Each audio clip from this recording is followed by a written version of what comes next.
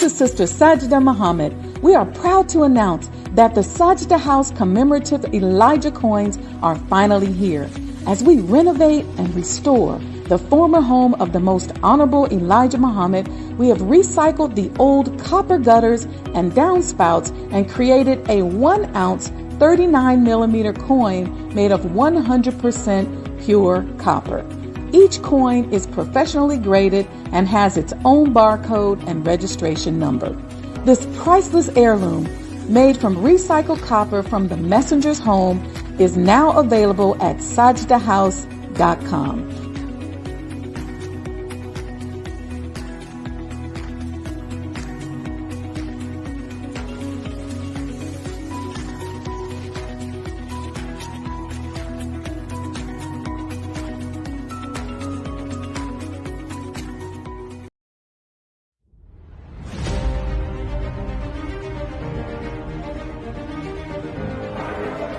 You belong to yourself. You're an independent people, created from the nation of free people. Yes, sir. You don't need to go nowhere but to yourself. Yes, So the challenge is an education that enlivens us to do business. Business is the activity of life itself. Every creature is born with the inherent ability to attract out of this material earth what it needs to perpetuate its species.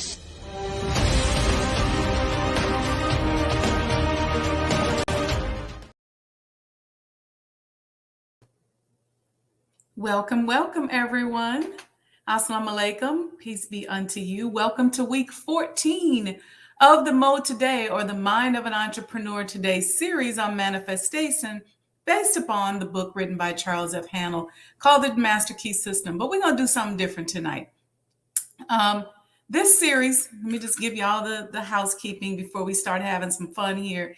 This series is an extension of my brand, The Mind of an Entrepreneur Today, or MOEToday for short.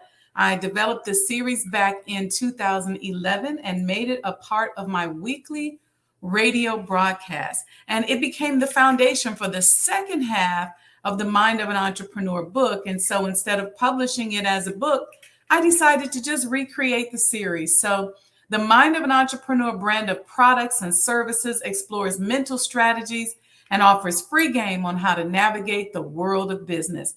I offer a unique approach to business that combines traditional disciplines with consciousness.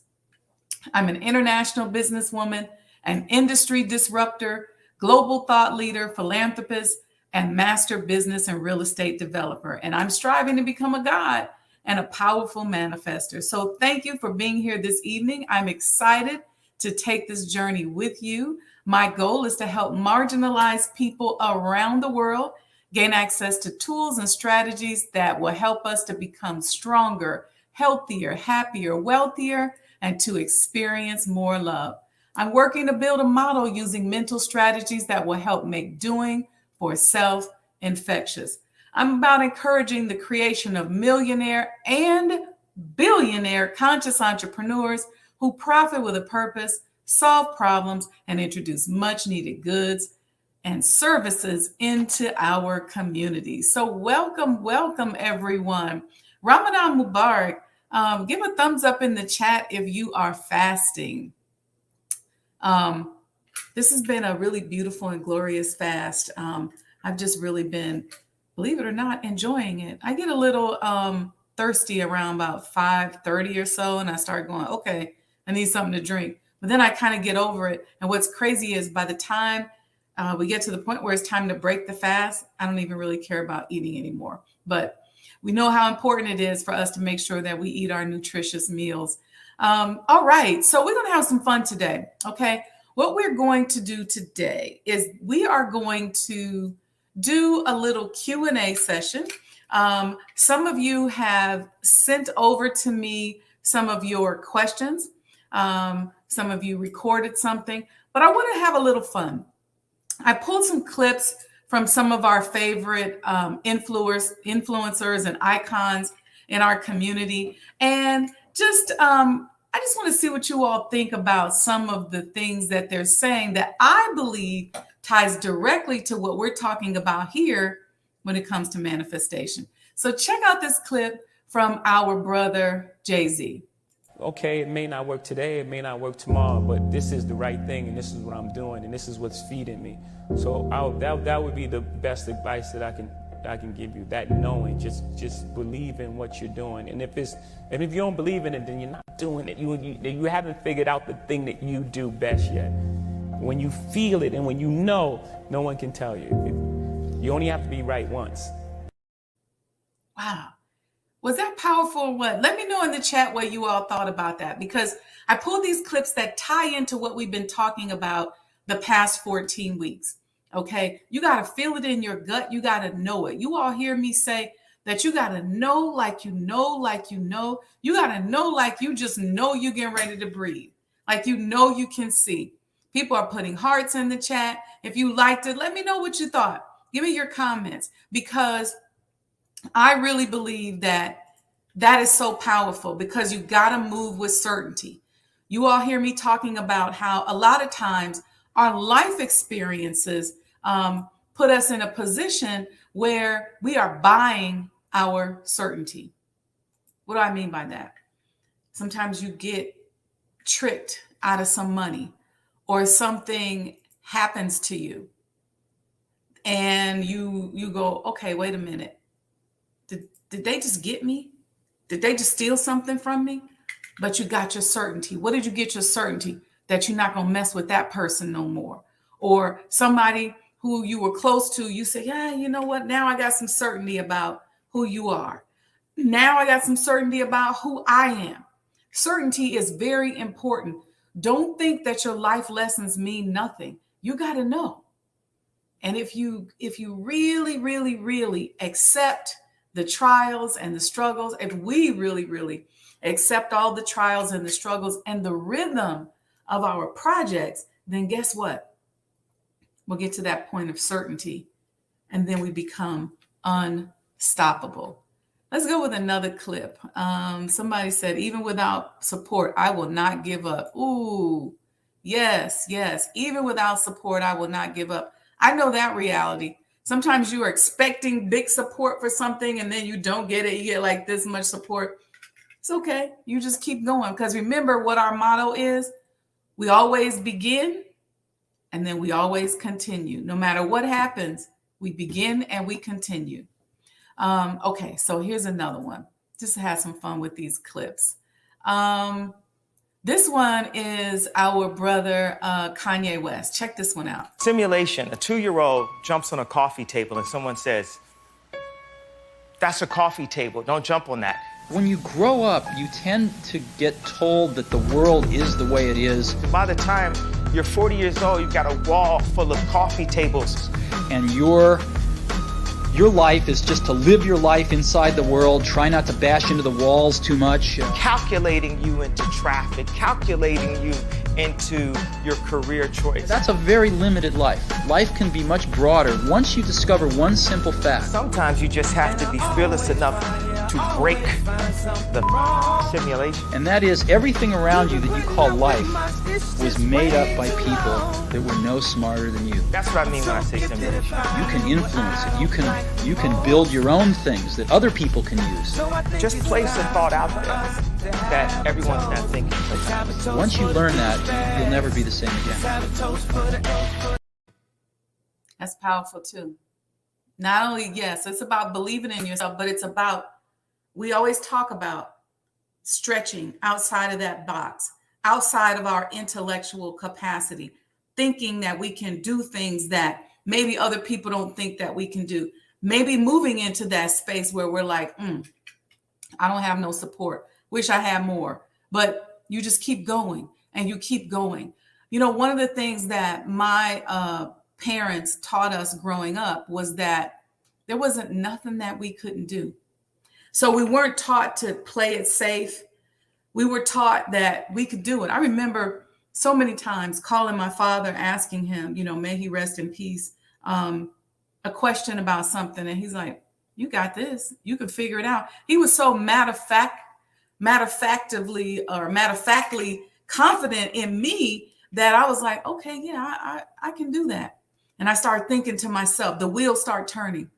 All right, let me go to Allah. There's nothing but a wink and a nod for him.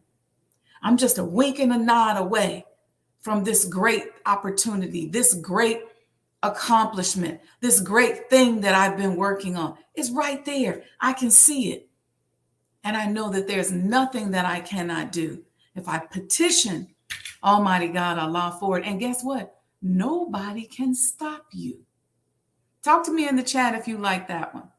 Because we always have been social engineered or social engineering, because we see the behaviors around us that kind of push us in a box and make us go, this is how I should act. This is what I should do. This is where I should go. This is how I should do it. Nobody can tell you how God allowed you to show up on the planet and represent yourself. Nobody can do that. All right. So next one here.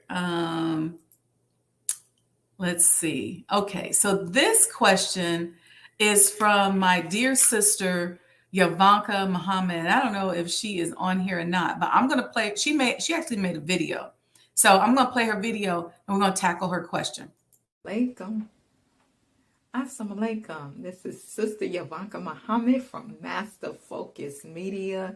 And first I want to say thank you, Sister Sajdah Muhammad, for the manifestation series.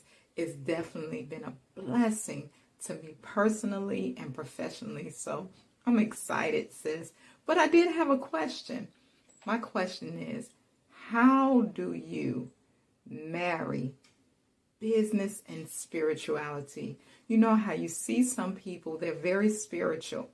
They're good at scripture and they're striving to live their lives, but financially they may be unstable or struggling or not have the means in which they would like to pursue their dreams. And then you have people that are in business, and as the minister has told us, that business is cold. So you have people, they're cold and they're disconnected from the spirituality. So how have you been blessed? How has Allah blessed you to marry the two, the business and the spiritual? That's my question, sis. Thank you again. May Allah continue to bless you. Assalamu alaikum. Well, alaikum salam. Thank you so much, Sister Yavanka. Y'all give a shout out in the chat to Sister Yavanka, who I've known, I feel like, forever. And we got the special connection. I knew her way back when, and I just love her. I love seeing her progress and all that she has grown through.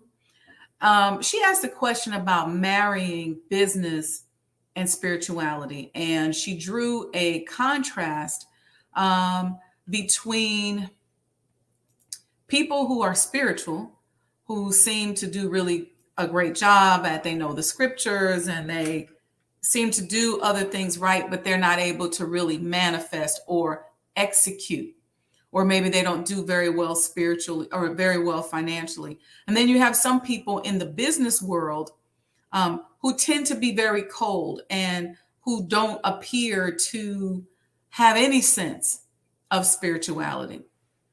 So there's layers to the answer to that question, Sister Yavanka. The first layer is, you said the operative word marry, to join together, to join your spirituality with business. How do you do that? How do I do that, you ask? I look for Allah in everything, no matter what I'm doing. It's a state of mind that I try my best to stay in. If you've ever been around me, even if I'm joking around and telling jokes, Allah is still at the forefront. So if I'm reviewing a business plan, I'm looking for Allah there. If I'm trying to make a decision between one vendor over another, I'm looking for Allah there. If I decide, how am I going to dress today to go in front of this particular client, then I'm looking for Allah in the way I represent. I'm looking for Him in the way the person speaks back to me. I'm looking for him in the way that their face is constructed, in the way the building looks. I'm looking for Allah even down to trying to get a parking spot. I'm like, okay, Allah, I need a good parking spot. So he's always there and always involved.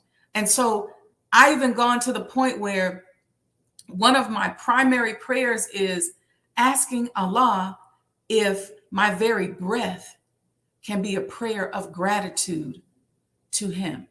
So that's that foundational layer to the answer to that question. Okay, then you mentioned that you have some people on the one hand who are super spiritual and maybe you don't see them manifesting in a certain way. And then you have other people who are really successful in business and they seem like they're not spiritual. So let's tackle the person who is successful in business who seems like they're not spiritual. There's a couple things with that. First, it depends on what your primary process is when you're practicing business. Are you a predatory capitalist, or are you a conscious entrepreneur or a spiritual person in business? How do you know that? A lot of times that's not a conscious thing. Most people are following some rules or some way of doing business that they learn, like either in school or at their last corporate job. Some people are mimicking business concepts that they see in their neighborhood. Maybe the only successful person they saw when they were growing up was a pimp.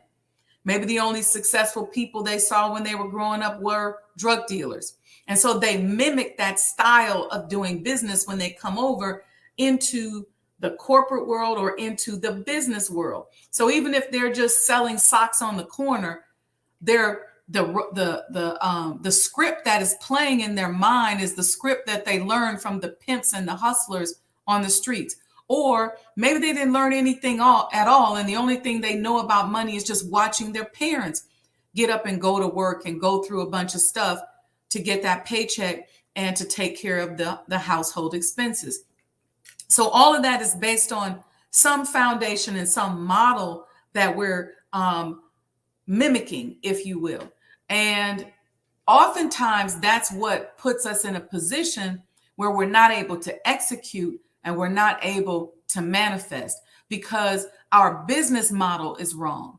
Our way of doing things is wrong. Our way of thinking about something is wrong. A lot of times it's some predator that we are copying off of or we're mimicking when it comes to doing business. That's one part of it. The model, our behavior, how we handle ourselves may be wrong. The other layer to that is our money psychology. What did we learn about money and business growing up? Money don't grow on trees. Money is the root of all evil. We talk, if you remember, I think it was part week 1 or 2 in the class about how to change that psychology. Because at the end of the day, do we worship money? Absolutely not. Do we make excuses for wanting a lot of money? Absolutely not. Here on the Mind of an Entrepreneurship, the conscious entrepreneurs, we want money. We want a lot of money. We go after it. We make sure that we do that in a conscious way. Why? Because money gives us choices. There is no spook God. So when you start thinking about trying to live a healthy, clean, and righteous life, it costs money. See, it's cheaper to go into the store and pick up a quick mini skirt and a tank top than it is to wear custom garments, to go into Neiman Marcus and find a cashmere sweater that covers, to wear a uniform, to have somebody custom designing your clothes so that you look more respectful. That costs more money. So you need money. You can't diss money and you can't be a hypocrite about money and want it and need it on one end and curse it out on the other end. Right?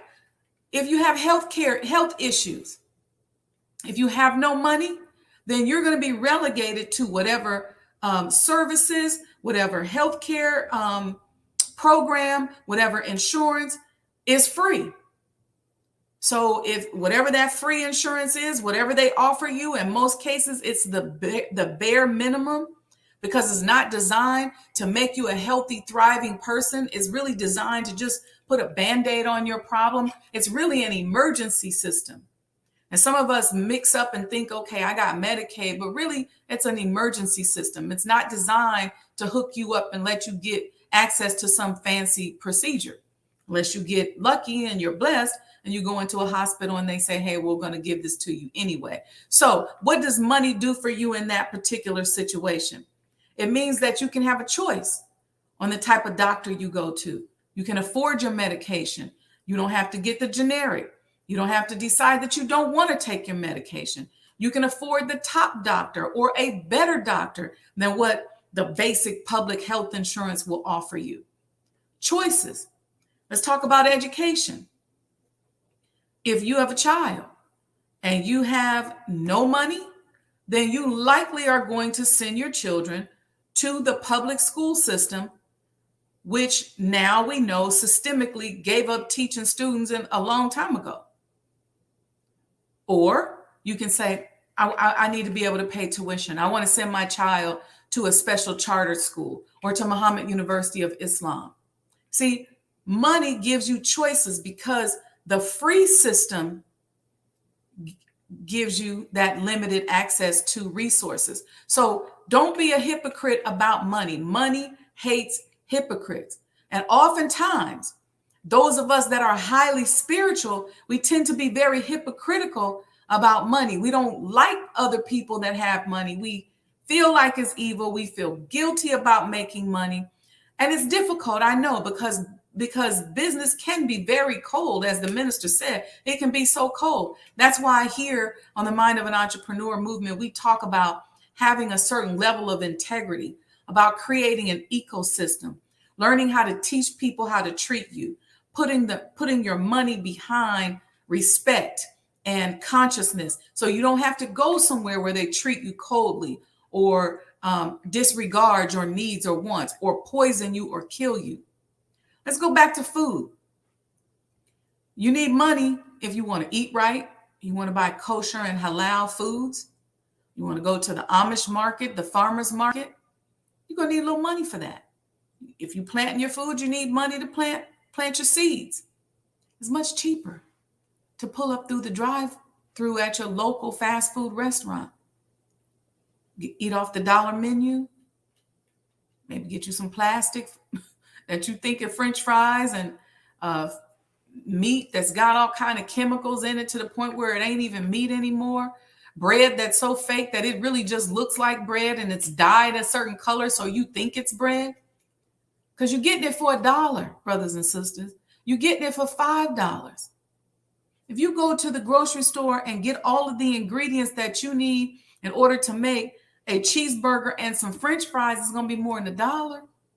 It's going to be more than $5. So if these people are mass producing this food, then they have to put certain preservatives and certain chemicals in the food so that it can last. It's got to be able to make it from China. Even sometimes when you buy food that was grown organic, you need to double check because was it shipped organic? Did they spray it along the trucking route to make sure that it would make it to its destination? But you need money to be able to make those choices.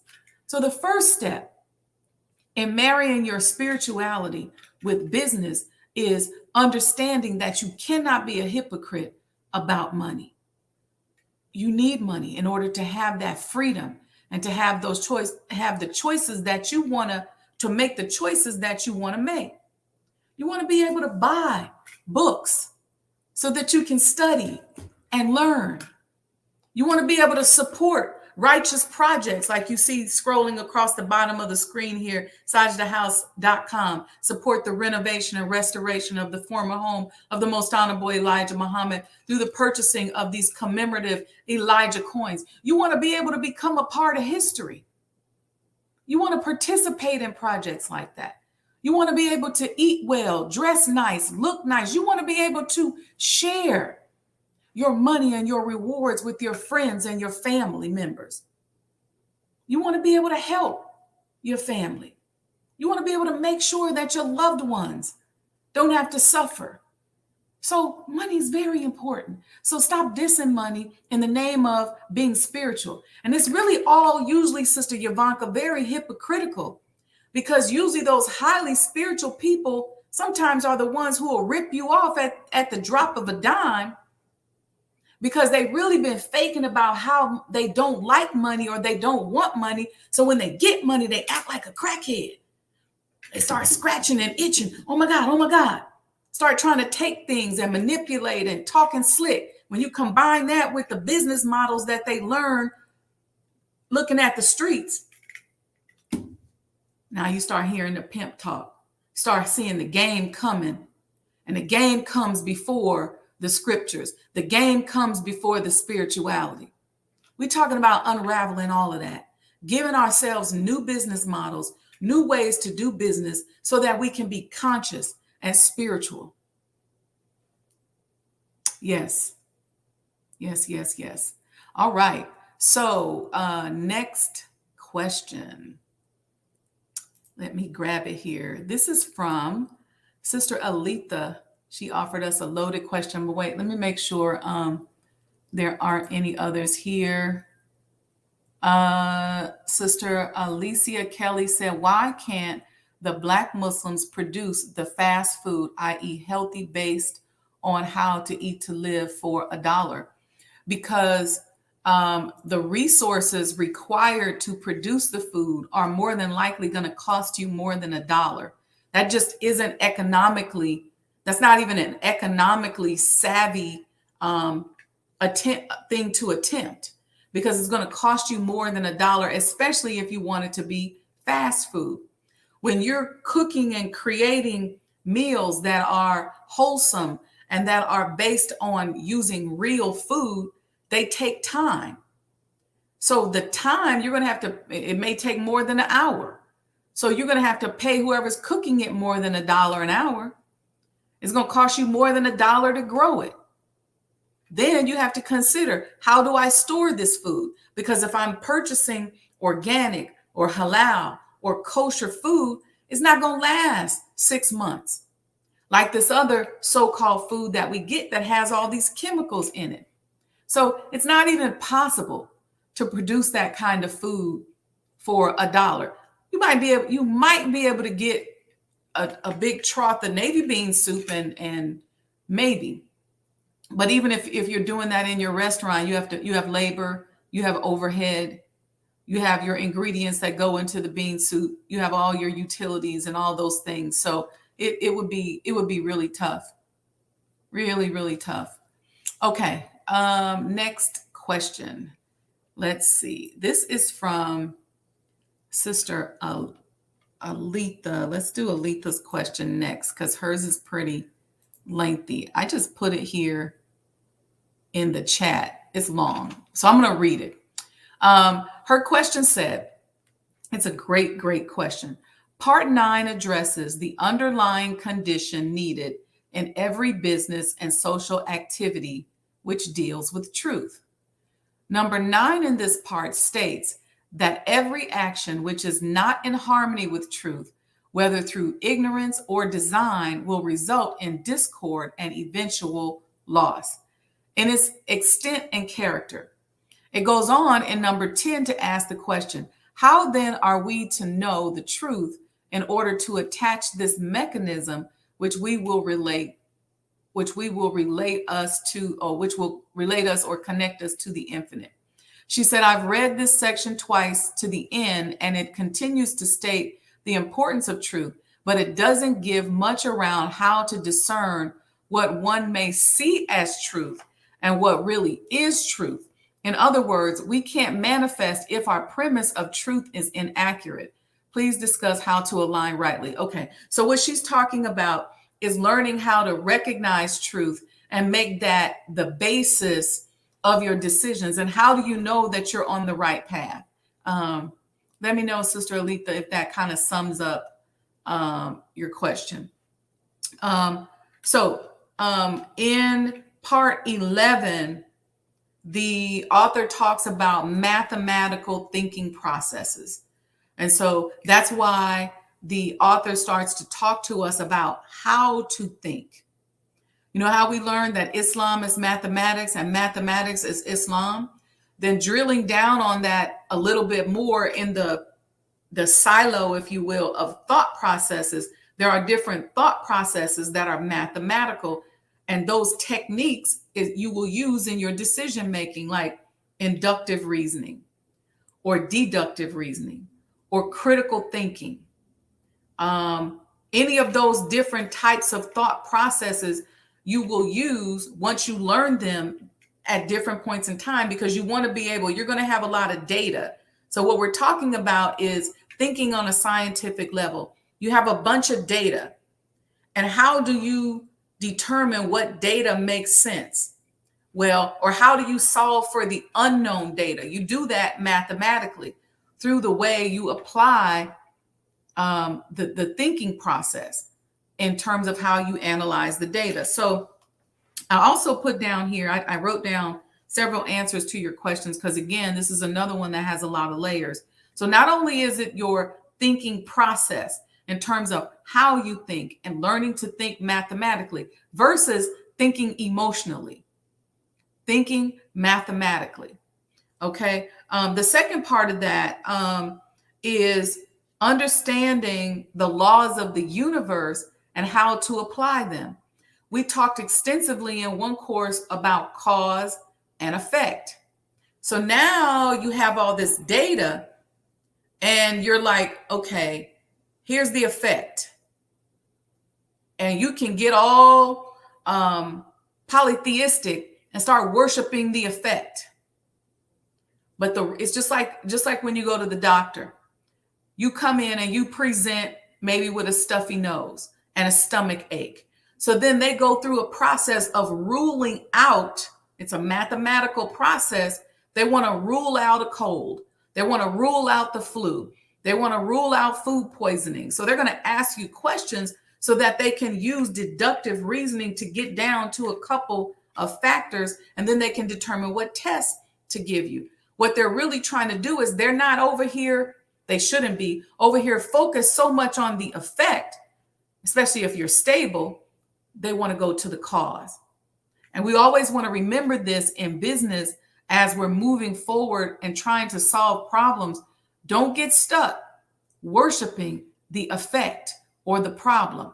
Go directly to the root or to the cause. Here's a way you can think about it. Let's say you're in business and you're not getting the results that you like. Then instead of harping on the fact that I'm just not getting the results that I want, what you want to do is say, okay, my cause must be off. So let me ask myself a series of questions. Why am I doing this? What's my reason for doing it? What am I relying on that I think is truth, but it isn't really? So I start using critical thinking and comparison and analysis, cause and effect, deductive reasoning, inductive reasoning, as I start to climb my way out of the hole and through to my problem. Then there's the laws given to us in the supreme wisdom. That has to be your base. So you always have to have a pivot point, right? You always want to go back and say, okay, the Most Honorable Elijah Muhammad said this or that. Allah said this or that in the Holy Quran. I heard the minister say this or that. And this is for those of us where this is our base knowledge of thinking. We are looking at that as our foundation. That's our pivot point. So I don't care if we're writing a new policy at work. What's the underlying supreme wisdom principle that is going to be woven into that policy and procedure? So supreme wisdom as your basis. Then you have to know and study yourself. That way you know how to read your own body and your own solar plexus. And you strengthen the God within by hearing what's right and wrong. See, a lot of us are living other than ourselves, so we can't discern truth from falsehood because we can't even trust our own body to tell us if what we're dealing with is true or not. So again, going back to the teachings accepting your own and knowing yourself, giving yourself that foundation, that baseline, and then studying yourself. How do you generally feel when somebody's not telling you the truth? How do you generally feel when something just ain't right? If you're thinking about closing that deal and right before you get ready to close it, experience will begin to tell you, am I on? Am I off? Should I be doing this? Should I not be doing this? So studying yourself and knowing yourself. And then always seeking guidance from Allah. Whenever I make a decision, I sit down on that prayer rug. Sometimes I'm walking to my car and I got to make a decision. I'll ask Allah, what do you think? This is what I was thinking about doing. Send me a sign if you think that makes sense. Let me see you if you think I shouldn't do that. And then the signs start coming. I ask for forgiveness on a regular basis. Allah, please forgive me for any mistakes that I've made. Please forgive me if I did something that I shouldn't have done. Please forgive me if I'm relying on somebody that you've already demonstrated to me that I shouldn't be relying on. Help me. Forgive me. Forgive me for not asking you. So by seeking forgiveness, I'm constantly clearing the slate.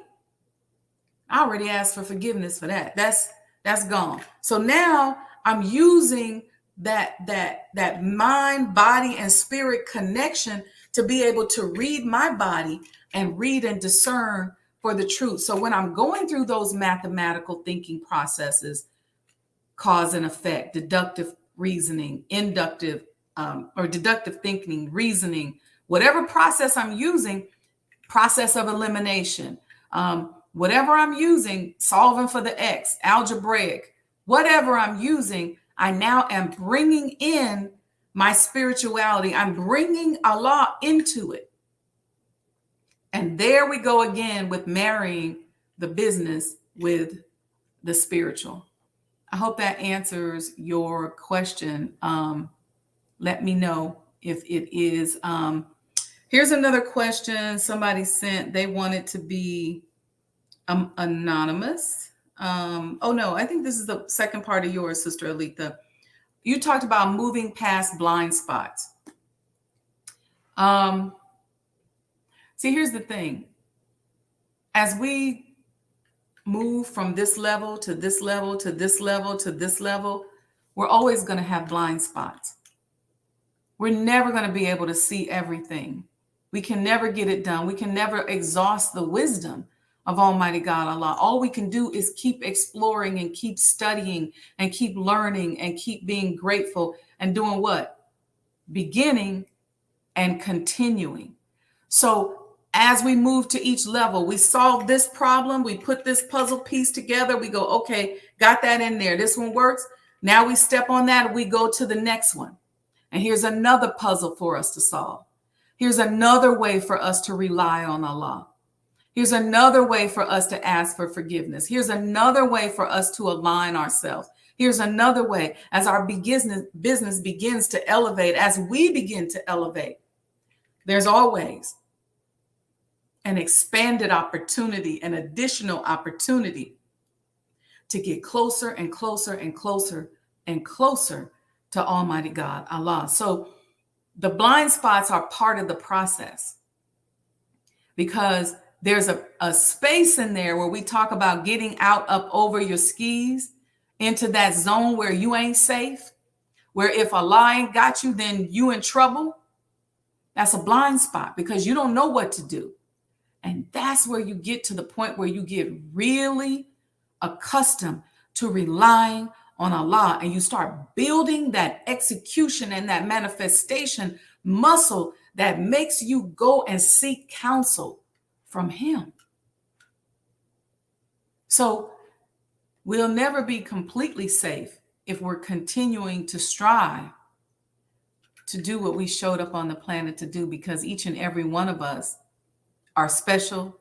We have authentic gifts, and God brought us here because He has something He wanted to say through you and I. And so our very essence of who we are is an expression of our Creator. He's expressing himself through the essence of who we are, our skin color, our facial shape, our hands, the way our shoulders are, the way our body moves. Everything is an expression of who he is and what he wanted to say.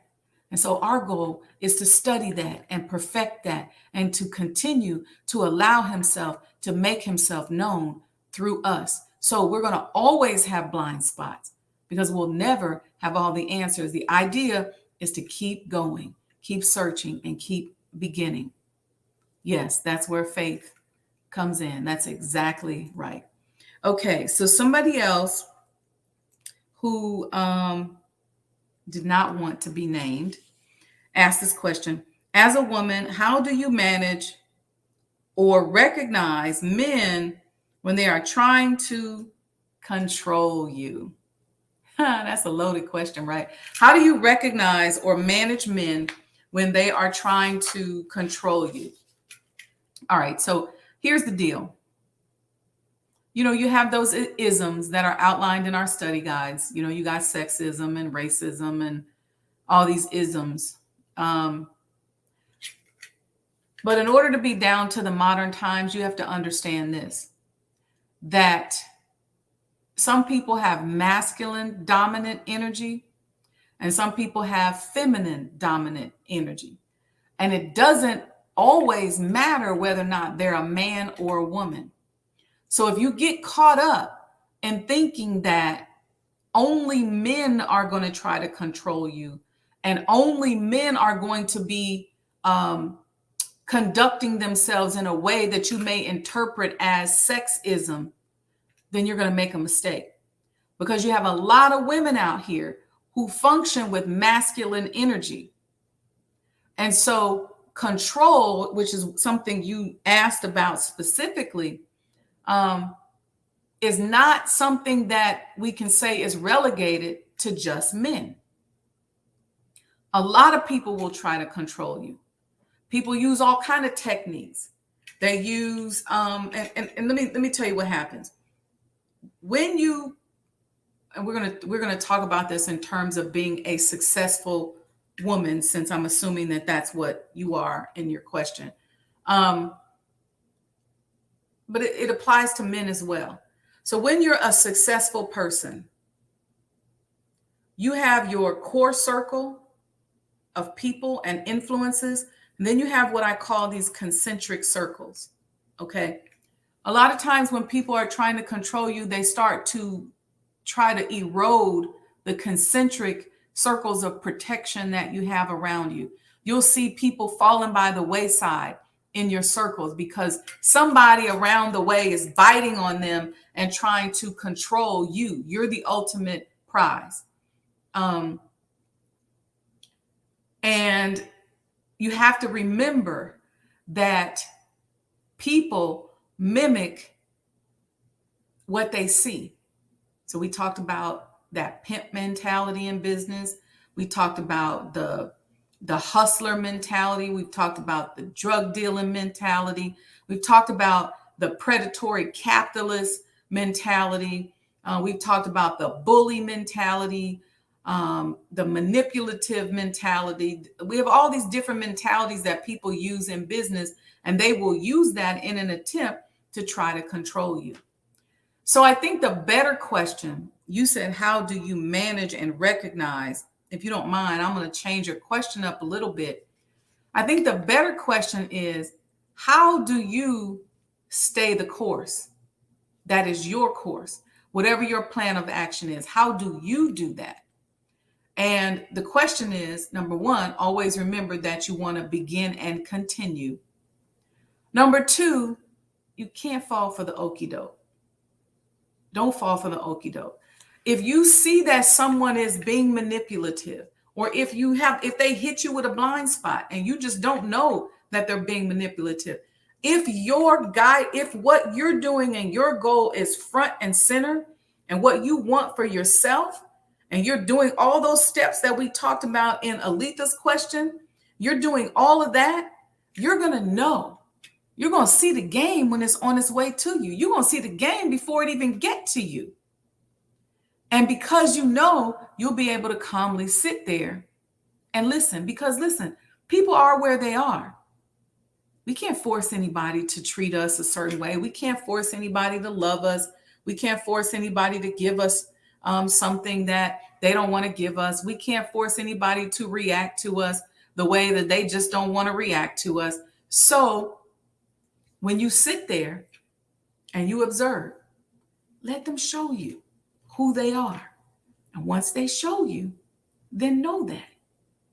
See, when you get into the whole concept of controlling and manipulating, now you're in a position where you can't discern truth from falsehood because you've created this fake scenario and the person that you're dealing with is fake. And all your calculations are based on that fake person.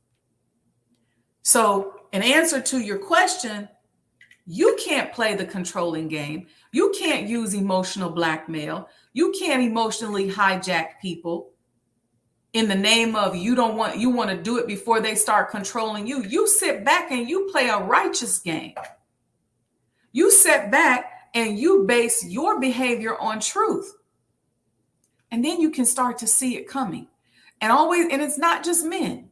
So you don't always have to put men in a box and say, these men act like this or that. There's a lot you could say about that. There's a lot of men who do act like that, but there's a lot of men who don't. There's a lot of women who act like that. There's a lot of women who don't.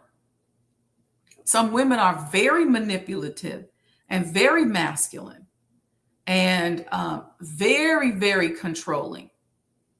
So it's not just men. And if you see yourself having a problem where you're attracting people who are attempting to control you, what I would say to you is take a look at yourself.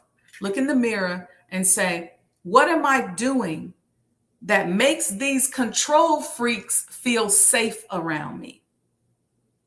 What is it about me? Just like if you find people coming to you with negative gossip and stuff, you got to ask yourself, why do they find that it'd be okay to come talk to you about that? And I've had people come to me with stuff and I say, so what made you think that it was okay to do that? I remember one time I had gone through something and it was with a guy. And I asked my father a question, like I tried to ask it generically, like, why would a man do such and such? And he said, you got to ask yourself the question, what did you do to make him think that it was okay to do that? And I know that's tough because a lot of people are in abusive situations and things like that, but we really have to start beginning to take responsibility. I know that, and this is one thing that I say that might be a little bit controversial, but I'm going to say it anyway because I want to spark some thought. Oftentimes as women, we blame a lot of things on men. And oftentimes as women, we say, well, we repeat the minister's quote where he says, there's no such thing as a no good woman. She was only made that way by a no good man. That does not give us an excuse to be stupid. It doesn't give us an excuse to not lead with our eyes open. It doesn't give us an excuse to be manipulative. It doesn't give us an excuse to be controlling. It doesn't give us an excuse to emotionally blackmail people. It doesn't give us an excuse to give up responsibility for ourselves. It doesn't give us an excuse to give up on who we need to be and who we are and what energy we bring to the room when we walk into the room. And I'm not saying, and I'm not placing any blame on anybody that's in a position where they're abused or they've been hurt. What I'm saying is that we have to make sure that we are digging and going deep inside of ourselves. So when that particular situation happened to me, I had to ask myself, who am I right now? And I had to come to the conclusion, which I believe was right, that I didn't do a good job at representing myself.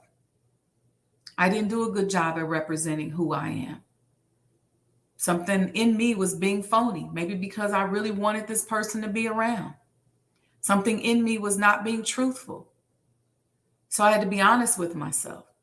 And so that's just kind of my response to that person's question. And then we have one last question. This is a loaded question.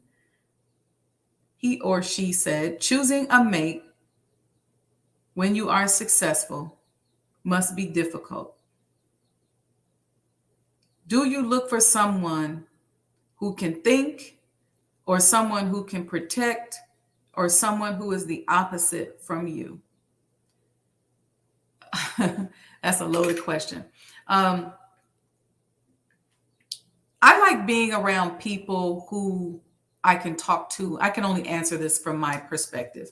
I like being around people who I can talk to, who I am compatible with, like we like the same things.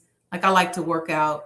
I like to cook and clean and eat healthy meals, eat healthy, clean meals. I like adventures. I like hiking. I like music. So I like dealing in that space, whether it's friendships or in search of a potential mate, someone who likes some of those same things. Because I think it's just easier to hang out. It's easier to make it if y'all kind of like the same thing. If I like to work out and he don't care how big his gut gets or how big he is, he don't even want to move up off the couch, it's going to be tough. There's going to be some compatibility issues. If he can't support where I am in terms of my life, my accomplishments, who I am, if he doesn't get that I'm super sensitive, but at the same time, I'm a nurturer, if he doesn't understand that I believe that everybody in there should have someone in their life, for example, that spoils them to death. So I'm just giving you some of these compatibility things. And I think also someone who can think with you on that level. Now, if you're a neuroscientist, I'm not saying you got to marry a neuroscientist, but you should be looking for people who can think with you on your level. You know how they say, if you look around at the people who are around you, it tells you where you're going to go. Well, you don't want somebody who's going to help you start circling the drain. You want someone who's going to push you and elevate you and support you and help you get to that next level. And in turn, you get as much joy out of helping that person become successful. So I think in kind of digging a little bit deeper into this person's question, a lot of what we're seeing now on television is, in my opinion, quite challenging because it's like those of us who, I'm just going to go here, those of us that still like Black men and who really support and love Black men and who want a Black man who thinks on that level and does all those wonderful things that we can grow in, into our godhood together. Some of that's rare because in a lot of cases, we've given up on one another. And I see so much of that. I see so many people who DM me, even those of us who are, Muslims, Christians, Black Muslims, Black Christians, we, in a lot of cases, have given up on one another. And I get the DMs. I don't snitch on y'all, but I know that a lot of you all are thinking about that. Do I go to another culture? And there's coaching where people say, if you want to expand, go to another culture. But if you're looking for somebody from your culture and you want somebody from your tribe, so to speak, then I would say not to give up. And I say to try to be the best representation. My approach is to be the best representation of myself as I possibly can be, and to be beautiful and loving in my femininity, and to be a good person, and to love God, and love his way, and love who he is, and know, like I know, that he's going to send somebody that can meet those needs and then some, someone who will surprise you. And someone who can meet you on your level. And I think that might be where this person is going with this question. It was a little cryptic, because oftentimes, and when I say somebody who can meet you on your level, you all may not have the same income levels, but they got to be able to meet you mentally, spiritually. They can't be about that control. They can't be about, okay, let me beat you down so that I can hold you down until I can get where I got to go. You don't want to be in relationship with those kind of people, not even with friends, not even with a job that says, you know what, you're too smart for us to put you out front, so we're going to put you in the back, because we know if we put you out front, you're going to take over and win the world. You don't want people like that. So, I don't buy into the shortage of good Black men propaganda. I just don't, because I believe that Allah is making men every day. And if he make them every day, he can make one for me, you, and anybody else. So I would say, brother or sister, whoever you are, Allah is making men and women every single day. And he has the perfect capabilities of making the right one for you. You just keep going deeper into who you are, keep perfecting who you are, keep learning and keep growing, so that you'll be a match for that person that you have in your mind and in your heart that you're looking for. So I hope that answers your question.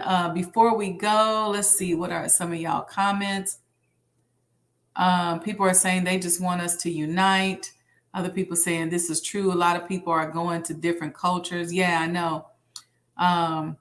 Like-minded is so important. Like-minded is really critical. And sometimes people who think like you, I've had people who would try to like me or date me, and they just live a different lifestyle. They might be really great guys, but they just live a different lifestyle. And so it's tough. And so you might go, man, I like that person. They're really cool, but they just have a whole different lifestyle. And so you have to consider those things, as well. So you kind of got to have the same rhythm, right? Or at least the right rhythm, so y'all can make a beautiful song. Okay. Y'all know what? It's almost time to get some water and some food around here. I got one last little video for you guys that I want to play for you. In the meanwhile, I ask for you guys to give me your support.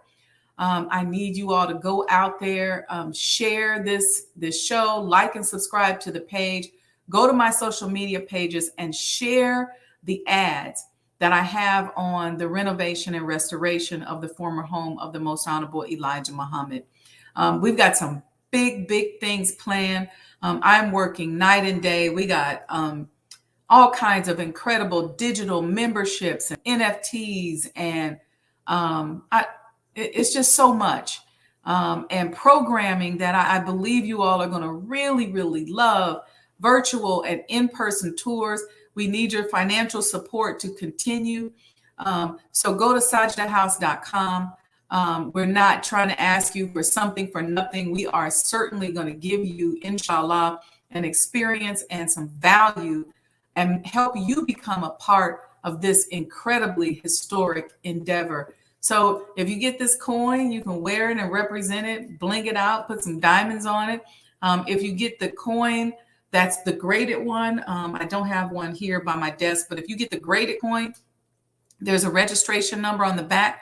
We only have so many of those. We only have 1,300 of those coins left, and they should go fast. You want to have that number on the back of there, because that's going to give you some free access to some of the membership levels that we're creating. You won't necessarily have to buy your way into everything if you have that registration number that's on the back of the coin. So when I say limited edition, they are truly limited edition. We've only got 1,300 of those left. We're hoping to get sold out of those in the next couple of weeks. So go to sajdahhouse.com. If you already have one, grab another one. They're made of copper from the messenger's home. So we literally took the copper off the house, melted it at 1,983 degrees. We created a mold and made these commemorative Elijah coins. They are rare. They are historical. They are an heirloom.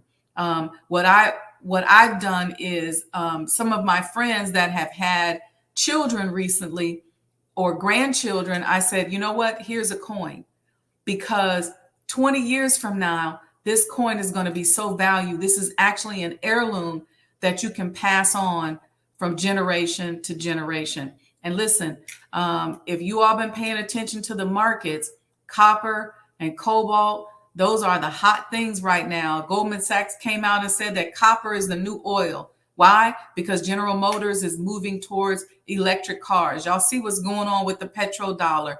So the messenger gave us these commemorative Elijah coins, and this concept, and he had us make it out of copper. I believe that copper is a sign for the market as this system that we know of begins to unravel and to fall. So support us.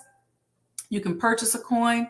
We only have 1,300 left. I'm putting it out there because I don't want to get emails from y'all after these 1,300 are gone. We previously did not open them up to people outside of our circle. We have recently put together some international marketing so that people internationally can get these coins. So it's not just us anymore.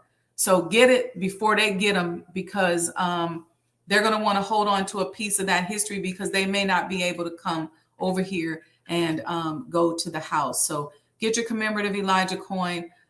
It's very, very, very, very valuable. And, I just think you should have 3 or 4 in your collection. I have a coin collection that I actually inherited from my father.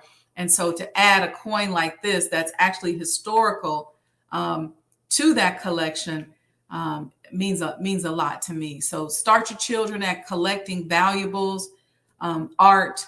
These coins are both art and memorabilia, and they're absolutely, absolutely beautiful. So I can go on and on and on about the project and about the coins. I won't. All I'm asking is that if you support the Most Honorable Elijah Muhammad, you support me in what I'm doing, you support our efforts to continue to lift his name.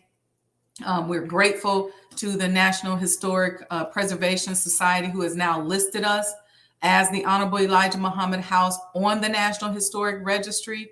And let me tell you something, the sky is the limits. We are building an institution around this museum that is dedicated to the upliftment of the Most Honorable Elijah Muhammad and sharing his work and his teachings and telling the true story and sparking a movement where we begin as Black people around the world controlling and monetizing our own culture. It's so very important, because so much of our culture happens on everyday blocks and everyday neighborhoods, and we drive past those homes and we don't even know who lived up in there back in the day. And I think that if we knew more of our history, we would do better and we would feel better about ourselves, and it won't be so difficult for us to discern between truth and falsehood. So, all right, I'm going to get out of here. But before I do, let me play this quick video from our brother, Kobe Bryant. What I've learned is to always keep going. Always. No matter what happens, the storm eventually ends.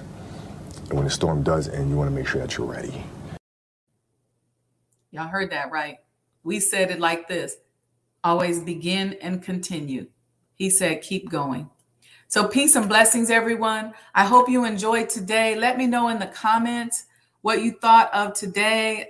Someone said, yes, such a wonderful evening with you and all of the family in the chat. Yes, yes. Thank you. Thank you. Sister Alicia. Assalamu alaikum, sis. How are you? Man, thank you all. Loving this chat. Yes, being honest with ourselves. Yes, the idea is to just keep going. Keep going. Make sure you begin and make sure you continue. And no matter what happens, I don't care if you look like you feel like you're by yourself.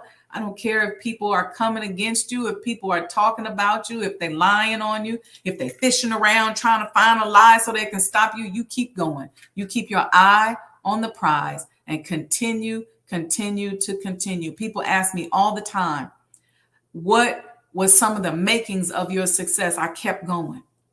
I kept going in the face of adversity, in the face of difficulty, in the face of mistakes. I just kept going and I keep going. So thank you all. I love you all. I appreciate your support. You can either make a donation on the Cash App. Let me put that on here for you guys. Or what you can do is you can donate to the former home of the Most Honorable Elijah Muhammad. I would really appreciate your donations there. We really want and need your support. You have no idea what your energy does for us, and especially what it does for me. Because in my opinion, to have the support of the very people that Allah Himself chose is humbling, to say the very least. So thank you to everyone who has posted and reposted about the coins, about the house, and those who stopped by just to take pictures.